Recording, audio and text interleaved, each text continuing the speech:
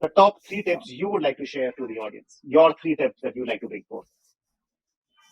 Uh, I I feel one is be as an entrepreneur, be always ready to learn from your failures and don't ignore failures. Be ready to take they call it calculative risk. So you should take calculative risk and be ready to fail. Be very resilient as the journey of entrepreneurship is full of challenges and you should be very resilient to sustain your business and yourself.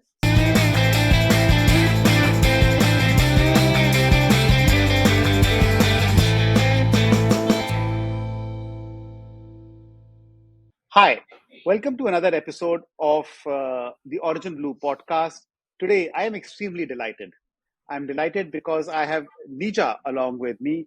Neeja is the CEO of Whiskers India, a men and unisex grooming brand that is emerging and really growing at a very rapid pace. Neeja, welcome to our Thank podcast. you.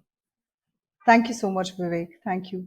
Neeja, I'm really excited about the podcast. Yeah. likewise, glad to have you with us. And dare I say, it's very rare to have young, such a young, dynamic woman face as a CEO of a brand. How has this journey been for you? It's been an interesting journey actually. And, I've been in business for like since 2002, where I started one or two businesses within a span of 2 years. I closed down, then I moved to Bangalore for a bit. I did so many internships and so many different, like, two jobs at a time to learn the things that I know today, or even like, in advertising, in in various things. Everything that I wanted to learn, I've learned on job. And I had even 1 year of experience in Accenture to understand the corporate world, and 6 years of experience in Dubai in luxury lifestyle.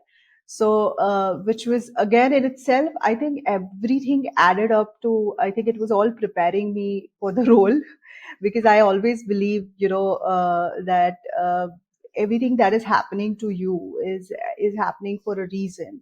And I just like to be present in whatever role that I am taking on. I just like to be completely present in it and enjoy it, and that's what I did.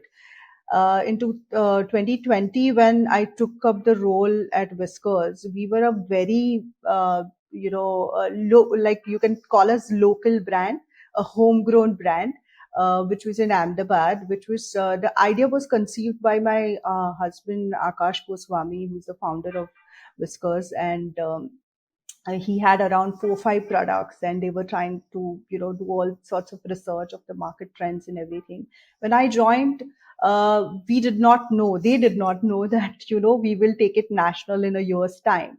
And it happened initially when I was just warning and telling everybody that let's be prepared, production wise, logistics wise, human resource wise. People were like, Neeja, if you bring us like 25 lakh rupees ka order, it will be just fine. We're not expecting much.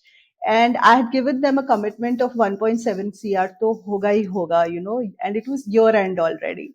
I started in January, November, it was year end. The first order we got, Vivek, was 5.7 CR, and people were in shock. People were like not prepared, so it added a lot of challenges for me. But the journey from there, like, I enjoy every bit of the challenge also, because I also think that it prepares us for the better future. It made me learn and the team learn that we have to take everything that we are doing, and everything that is coming from the leadership. We have to take it very seriously. We have to prepare for whatever is asked. And it also prepared me for what was what I intended to do in the future, and what I had to set up a distribution network. I had to set up the logistics in certain way. I had to set up my warehouse in a certain way. I had to set up the whole human resource across India in order to accomplish what I had envisioned that Whiskers should accomplish, and what it had the potential of doing. But yeah, it was in a way funny at the time that 25 lakhs का order expect कर रहे थे और 5.7 cr आ गया. And at the same time it was shocking also that for most people. But yeah, I mean, the journey is still filled with challenges. I mean, we introduced we constantly are looking at what the market is saying about our products. So we are constantly talking to our promoters. We're constantly taking the feedbacks from the online channels that we have. So it's a constant improvisation, whether it is price strategies, whether it is product packaging, because we were largely initially people thought that we are just men's grooming. And when you look at the product line, it's unisex. Most of the product line is unisex. It was designed keeping in mind the Gen Z, which is more or less, very much gender neutral. They like the gender neutral approach, and we have adapted. We probably, a lot of us always had this gender neutral approach, but the Gen Z is more likely, opened our eyes and minds towards it. And our product line is completely, gender neutral. And that itself, that communication, constantly getting that communication out, and running a bootstrap, because you don't have that much marketing budget to constantly advertise as the bigger brands do, like the Garniers of India do. I don't have that sort of budget, so I have to be very smart. I have to be very strategic about the kind of marketing mediums that I choose. And in order to, and again, the product line is only everywhere, you have to advertise everywhere where the users are. So it's omni channel. And to cater that, you have a limited budget. So you have to be very strategic about it. And that is an interesting um, learning every time I do it. And it keeps me like, keeps me in a ways, it keeps me like, it keeps the whole process interesting. I just love the whole process of, what I'm learning every time we have a new strategy applied, every time we launch a new product, what is the kind of feedback. I'm on it myself. Like, I am sometimes on the feedback that are coming. I am sometimes looking at them and answering them myself. So sometimes it's really interesting. I am pretty charged on that way, that, every time these kind of new launches are happening. Very interesting. So, a lot of questions are coming to my mind. Okay. I'm Um, sure. and I'm curious about you in so many ways. I think the first thing that I want to double click on is the diversity of experiences you went in for earlier, right? You mentioned you did a lot of internships. You also mentioned you did a brief stint at one of the corporate companies. You also went to Dubai where you worked on some luxury brands, if I'm correct. And then you came Yeah, back to India, and then you had a lot of experience of working on a branding solution. Um, that's true. what do you think? Do you think it's a good thing to be doing? Do you think this? How has this diversity of experiences helped you? So let's go back to the reason. I always go back to the reason why I started my first company. That was, in fact, I still have the tagline that said branding solutions. So the idea was always to create a brand, to create a brand and understand the journey of making a brand. Now, if I look at my life's journey or my professional life's journey, it has actually enabled that. All the experiences that when I had a design studio and understood the below the line aspect of it, what is the importance of the logo, the colors, the small communication brochures and everything at the smallest possible level. The printing, I went to the printers to learn how the printing is done. So I have this uh, uh, like innate curiosity that I want to learn how it is actually done before I give an opinion about it, right? So I actually even delivered some of my printing materials on my own, put it in the bus, took it in my car, put it in the bus, and then they would take it, make sure the client gets it tomorrow morning. So that journey actually, I think it also is helping you in a way to understand what is the importance of each person that is in the team at the lowest possible level, and why is it important for them to function right, and follow a certain process, and how you can help them to follow those processes, because now that you have done so many things, you've been an intern at I've been an intern in at a advertising company, VK Prakash, a director, and very fascinating work he had, and in Bangalore, while I was again running a design studio in Bangalore, Korbangla, fifth block. So I still wanted to, before I could tell any of my clients that I can make an ad film for you, I wanted to know what it takes to create an ad film. And then, so how does that contribute to my understanding today is that I can plan my communication for Whiskers India very carefully without being ignorant to the process of how it is done.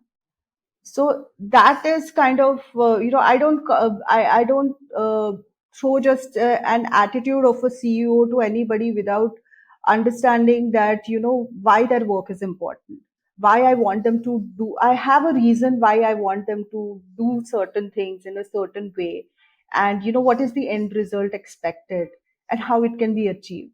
So I think that is how it is contributed, because I've been there, I've done those things, right? So the diversity has helped you amalgamate multiple experiences, unite Yeah, them, yeah, and now they're coming yeah, to play in your current organization. Is that yeah. correct? Yes, yes, yeah, that's correct. That's Very correct. fair, very fair, very fair. Now, Nija, I'm going to delve into another aspect of being a woman, Sure. right? Yeah. And if it was a man versus you, do you think the journey would have been exactly? Do you think women have it harder as compared to the men? Do you think there is no difference? How do you feel?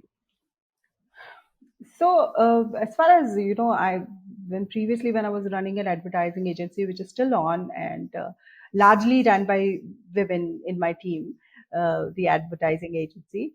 But I then also I just recently did a small vlog on the same thing where I the thing is that as a women entrepreneur, I mean, I don't feel as an entrepreneur that I am any different from any other entrepreneur, whether it's men or women. At the end, I want to deliver certain kind of result to for the brand, for the business, right? And anybody that's signing up with me, or whatever position that I am in today, also, if they are signing up with me, it's not because I'm a woman. They are signing up with me because they have some sort of a trust that I was able to build on my product or on my conduct, on with my experience, whatever it is that they are signing me with is not because I'm a woman. That is the reality. However, what changes when you are a woman? There are different mindsets that you are coming when you come across, right? Like, say, Vivek is interviewing an entrepreneur today, but is everybody looking at it that way? Everybody else, there are people who would look at it as like, oh, a woman entrepreneur, like. So what changes is, as when I was in advertising, a supplier mindset is different.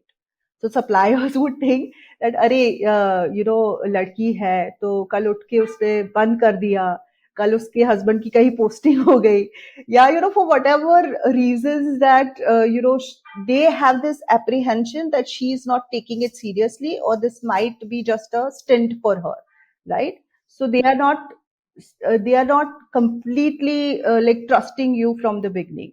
That is what changes, right? But I would say again that if you mean business and if you stick to that, if anybody is kind of little bit also they are off track, if you bring them back on track in conversations, while the way they are treating you, if you bring them back on track, you know, showing them that you all you mean is business, then this, you know, difference that people see is more or like going to, like, that line is very thin, and you constantly have to be that conscious that, you know, this person is saying this to me, or they are proposing this to me because I'm a woman entrepreneur. Then you can navigate them slowly to business, and that should change slowly. But yeah, it's a process, and everybody has different experiences. Very interesting. So what I'm hearing from you is um, the mindset of suppliers might be a little different, and they'll always be Yeah, questioning. Um, yeah, as long as you remain professional and focus on what you want, people's mindsets itself change. changes. Yes, Correct. yes.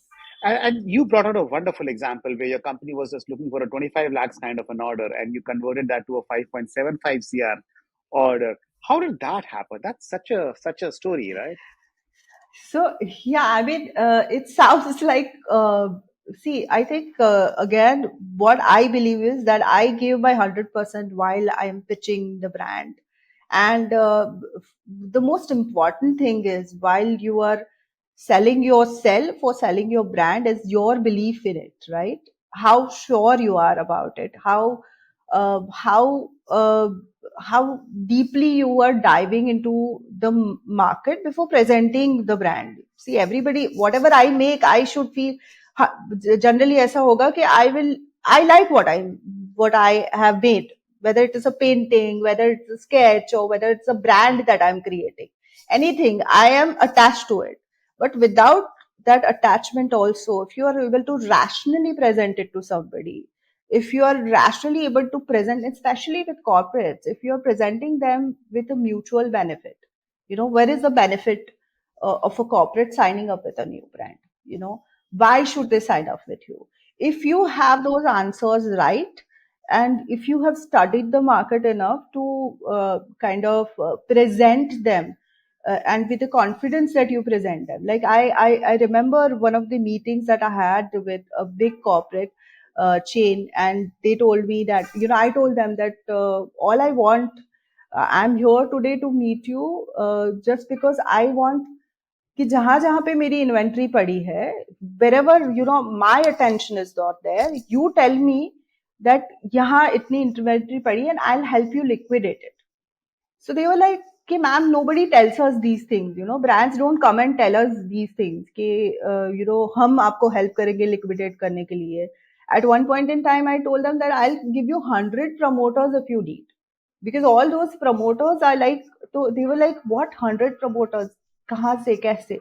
My calculation was very simple that, you know, each promoter is actually like at every touch point of the sale, if a promoter is standing, that beauty advisor is interacting with the consumer and helping us sell the brand to the consumer.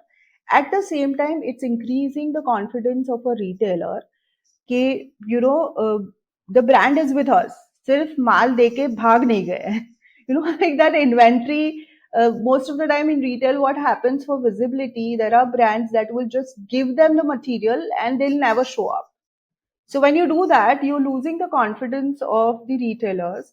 But we ensured that, you know, we had done enough market study of all the present brands in the categories, and we were able to pitch the brand in certain ways that, you know, what are the factors of affordability for the consumer, what are the factors that you know, a retailer would look at, were all taken care of. So it was very strategic, and I think that's what they saw, that they also tested the products and everything. So I always believe, even with the influencer marketing that we do, we ensure that they have actually tried the product and then they speak about it. So we try and ensure that every point, we don't want to be a brand that is just product पकड़ा के पैसे पकड़ा के आ गए, और you know, then मेरा काम खत्म हो गया. So in marketing also we try and do that. In when we are selling the brand also, we try and gain enough confidence, because we are looking for long term relationship. And that, I think, that is what every corporate retailer or anybody that's wanting to associate with you, that's what they see, that they are in for a long run, so worth taking a chance on them. That's a very fair Yeah, point. That's a very fair yeah, point, Neeja. Excellent. So yeah. I'm curious about this men and unisex grooming market, right? What's this Right. about, and how are you guys looking at this market? Hmm. A very good question, actually. So I think there are very major brands that have already dived into it, and it's just we've never questioned it that way. We've never categorized it like that. I mean, skincare, especially if you look at it, nobody used to categorize it like men's grooming or women grooming. We always used to use, पहले देखने जाओ तो सब एक ही साबुन use करते थे, Correct, सब वो विको टर्मरिक का क्रीम लगाते थे घर में, correct, so it was like that. And then suddenly, like when major brands started entering the market, the more expensive ones, they started categorizing everything. And today what we see is, एक तो as a brand, we believe that this is all a social kind of thing. Socially उसको categorize किया गया है कि एक men's grooming है और एक female grooming है, right? As a brand, how we, yes, definitely men have this very 20 to 25% उनकी skin बोलते हैं कि थोड़ी thick होती है, जो women की skin होती है उनसे, but all our products are all skin type products. And we are moving towards the new products that we've launched also are the products that are towards the they're all natural blends. So there are brands that would say that 1% salicylic acid aa gaya ya niacinamide aa gaya, so they just market based on that. We've made a very balanced blend in order to offer to all skin types. And today's generation in general, if you look at the Gen Zs, they are they are not looking at everything like female male karke. They in fact are against it. कि, if you tell a guy today that you can't wear pink, then he will say that why can't I wear pink? I'll carry pink. What is your problem? You tell a female that you can't wear blue, she's not going to listen. I mean, their mindset is completely different, correct, right? Gen Z today is wanting a very inclusive kind of you know is an inclusive consumer, to be honest. correct, So they want to be included in everything. If you try and, yeah, customize it, maybe you can customize things for certain kind of skins and etc. But I think the trend is right now to be include everyone, so gender neutral, and that's what we intended to create with the brand. The kind of product line that we are bringing is a gender neutral product line. And yeah, I mean, that's what we are focusing on. And it's in fact, one example I'll give you. So initially, when we were listed as a men's grooming, we used to have a lot of promoters standing, the beauty advisors, what you see in the stores near the shelves. So we used to have our promoters standing in, and we were told by the consumer that why are you calling it men's grooming? हमारे हमारे लिए तो मतलब our chachi also uses, mother also uses it, and the kid also is using it, and they are getting wonderful results. So why you are telling us that this is men's grooming? So that is how we slowly learned that, unnecessary this categorization has happened. And, in reality, only the beard care product is men's grooming, what we have. And if we, there are a few other products that will be introduced in the category of men's grooming, which are specifically again for men, like, say, hair wax or something like that, which men like to use the most. Hair serum is already there, which is for both men and women. And yeah, so that is how we learned from our consumers that, we should focus on more extending the unisex line. And that's why we introduced the new product line that's called That's all aloe brand. Blends of aloe vera with various other natural stuff. Yeah. Very interesting. So you're seeing the consumer is telling you that, hey, it's actually not a male brand only. Everybody is seeing results. Also, there's this new emerging unisex kind of market that Yeah. is becoming Yeah. dominantly bigger, right? That's Yeah. a very Yeah. fair Yeah. statement. Yeah. Nita, Yeah. I have worked in Procter and we've been building this So, brand for Procter for quite some time, right? At one point of time in my life, I used to work for Procter. okay. FMCG and grooming in general is a difficult market, right? You have to fight for Yeah. shelf space. These big Yes. companies, for example, Garnier, Unilever, Procter, have extremely deep pockets, right? Yes. And Yes. I mean, I have been involved in quite a few of these market capture battles, and they can get very bare knuckled at times. Yes, Um, they do. Especially on the distribution segment, right, and occupying the shelf Segment. Yes. space. How has this Yes. been for you and for your brand? So yes, I mean you very right. The Unilevers, the Daburs, and the bigger brands. They obviously are the priority for all the retail chains because Right,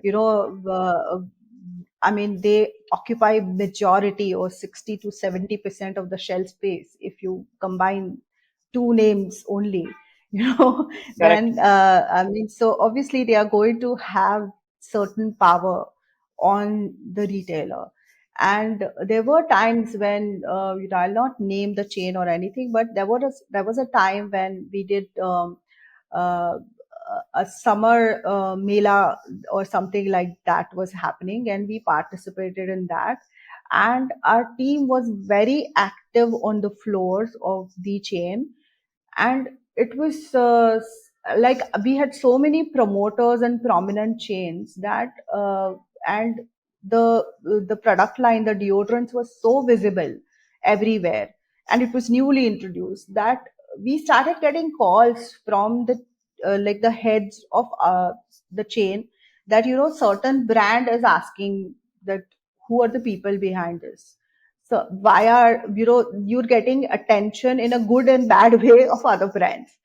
So that is when you think that you were doing something right and you should keep doing it, right? One is that. And so there are small things that we can afford, and that is why I said that strategy plays a very important role. You have to be very smart in where you spend the money, and I think you should spend your money only where the consumer can see you.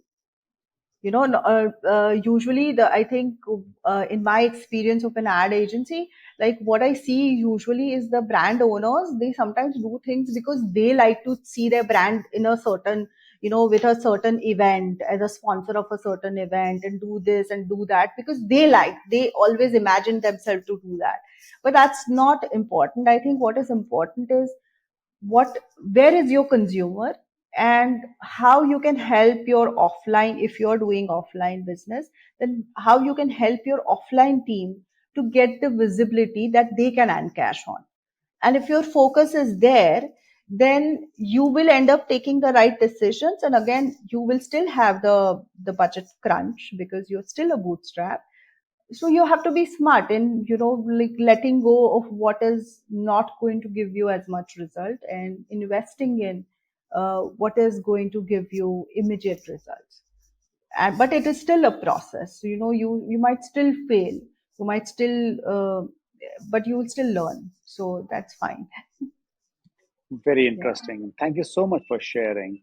Um, I know we have overshot time, so I'm going to move forward from this one. Yeah, It's been a very sure, interesting sure. conversation. As a CEO, you would be dealing with a lot of people, and there'll be a lot of people issues coming in, right? What are some of the Yes, top yes. people insights that you have? So I think, yeah, I mean, human resource plays a major, major role in the success or, failure of a brand. Failure to, I think, the mindsets, you are actually hiring two things. You are hiring skill set and a mindset, and both are extremely important.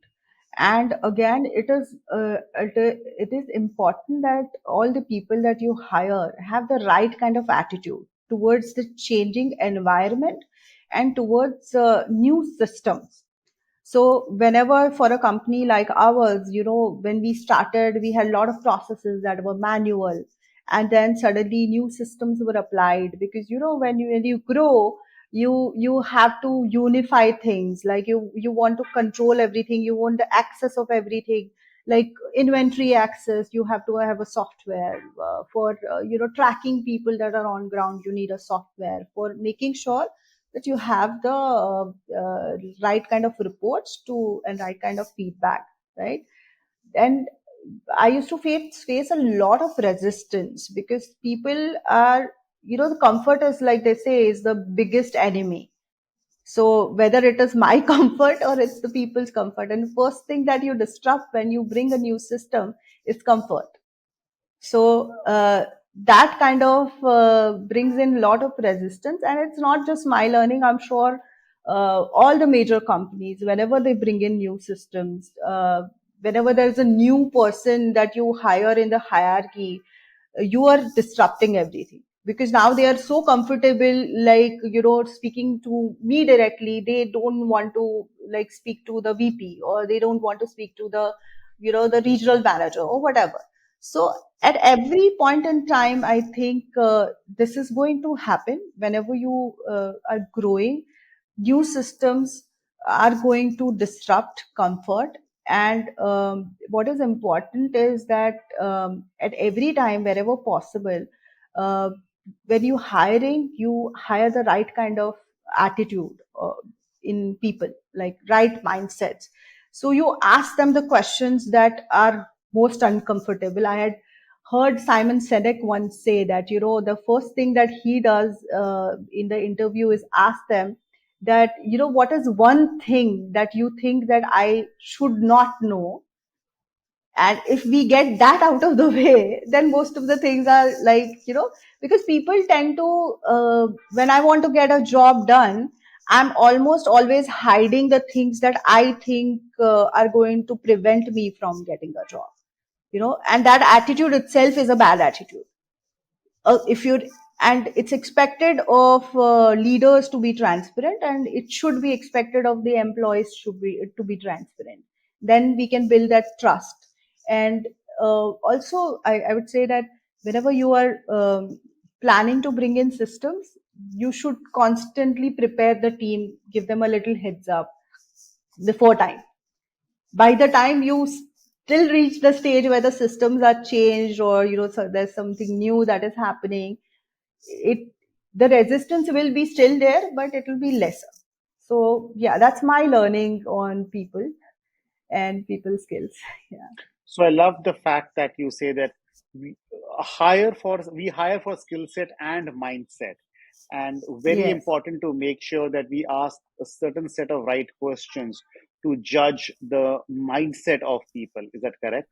Yeah, that's correct. That's correct. That Yeah. would be a very fair point. And I loved your Simon Sinek's example on um, what is the one thing I should not be knowing about you. And the moment you're Yes. able to get that out of the way, then everything else kind of falls into place. Yes. Yes. Yes. Absolutely. Anything else that you'd like to bring out as well? I just think that if I have to say something to the new leaders of the time, this is a time where leadership is mostly inclusive. When we are talking about the new way of leading, is not the old ways where you scream and shout and get things done, and you do all sorts of जो bosses की जो image है वो अभी बदल जानी चाहिए, और वो ऐसे बदलनी चाहिए कि it's not that you not wanting people to perform, but I think delegate and make them accountable and equip them enough to do their tasks. Matlab, there are times when even in advertising, after lockdown, we had times when we had to accommodate people without, we had to let go of the office, we had to accommodate them in their homes. And there are women who are working with me who are like working from home. Not that it is easy for them or for me, But somewhere we've developed a system where I would let go of few hours here and there, and she'll compensate it somewhere else. So I think because the times have changed, and just because she is a housewife and she has responsibility of the kids, it's not with every role, but some roles are, she can still do something, she can contribute what other person might not contribute with that much dedication. So thoda sa flexibility from the leadership side is needed, so that we can include uh, more people. We can actually have an advantage of a skill set that is lying somewhere, you know unused, and somewhere that could work to your advantage as well, because I think always having people around who want to make a difference is better than having people just as ex manager or vibe SO or something like that. मतलब सिर्फ hierarchy के लिए higher करना नहीं जरूरी है. It is also important that you should know what is the outcome that you will get, and why you are hiring these people, and then give them a little bit of flexibility, and I think that should work in forming a good team.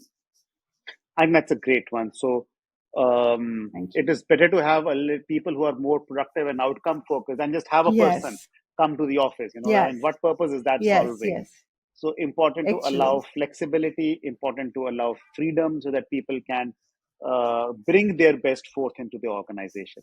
yeah, That's a yes, great yes, leadership lesson. Nija, as we wrap up, the top three sure. tips you would like to share to the audience, your three tips that you'd like to bring forth. uh, I I feel one is, be as an entrepreneur, be always ready to learn from your failures and don't ignore failures. Be ready to take they call it calculative risk. So you should take calculative risk and be ready to fail. Be very resilient, as the